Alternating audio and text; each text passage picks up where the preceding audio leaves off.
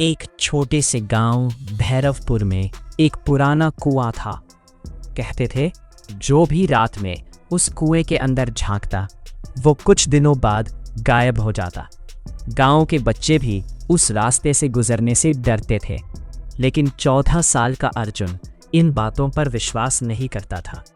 एक रात अर्जुन और उसका दोस्त सोनू चुपके से उस कुएं के पास पहुंचे। चारों तरफ सन्नाटा था, हवा धीरे धीरे चल रही थी और कुएं के अंदर से किसी के रोने की आवाज आ रही थी। सोनू डर गया, चल वापस चलते हैं। लेकिन अर्जुन ने टॉर्च जलाकर कुएं के अंदर देखा। अचानक उसे नीचे पानी में एक लड़की का चेहरा दिखाई दिया। सफेद आंखें, लंबे बाल और होठों पर डरावनी मुस्कान। अर्जुन डरकर पीछे हट गया। तभी कुएं के अंदर से एक आवाज आई, मुझे बाहर निकालो। और अगले ही पल सोनू अचानक गायब हो गया। अर्जुन चारों तरफ देखने लगा, लेकिन सोनू कहीं नहीं था। सिर्फ उसकी चप्पल कुएं के पास पड़ी थी। अगली सुबह अर्जुन ने गांव वालों को सब बताया, लेकिन किसी ने उसकी बात पर विश्वास नहीं किया। गांव का बूढ़ा पुजारी बोला, 50 साल पहले इसी कुएं में एक लड़की की मौत हुई थी। उसके बाद से ये कुआं श्रापित हो गया। रात होते ही अर्जुन अकेले फिर कुएं के पास गया। इस बार उसे कुएं के अंदर से सोनू की आवाज सुनाई दी, अर्जुन मुझे बचा लो। अर्जुन ने रस्सी बांधी और कुएं के अंदर उतरने लगा। नीचे पहुंचते ही उसे दीवारों पर अजीब निशान दिखाई दिए और फिर उसे एक पुराना दरवाजा मिला। दरवाजे पर खून से लिखा था, इसे मत खोलना। लेकिन तभी अंदर से सोनू की चीख सुनाई दी। अर्जुन ने डरते हुए दरवाजा खोल दिया और अंदर जो था उसे देखकर उसकी सांसें रुक गईं। दरवाजे के पीछे एक लंबी अंधेरी सुरंग थी। दीवारों पर इंसानों के हाथों के निशान थे। अचानक अर्जुन को सोनू दिखाई दिया, लेकिन उसकी आंखें पूरी काली थीं। सोनू धीरे धीरे अर्जुन की तरफ बढ़ने लगा। उसने कहा, तुम्हें यहाँ नहीं आना चाहिए था।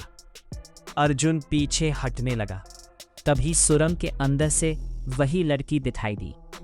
अब उसका चेहरा आधा जला हुआ था। वो बोली, मुझे इस कुएं में जिंदा बंद किया गया था।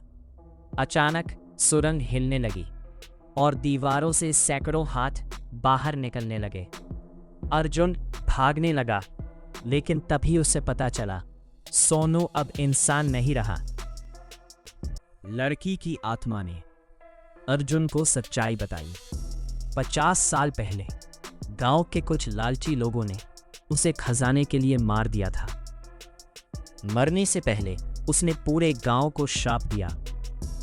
तभी से हर 10 साल में कुआं किसी एक इंसान को अपने अंदर खींच लेता था और इस बार सोनू उसकी अगली आत्मा बनने वाला था।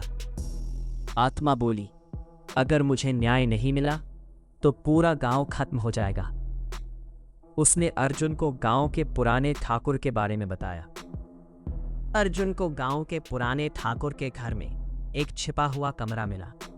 वहां उसे उस लड़की की पुरानी तस्वीर मिली, लेकिन तस्वीर देखते ही अर्जुन के होश उड़ गए, क्योंकि उस तस्वीर में लड़की के पीछे अर्जुन खुद खड़ा था।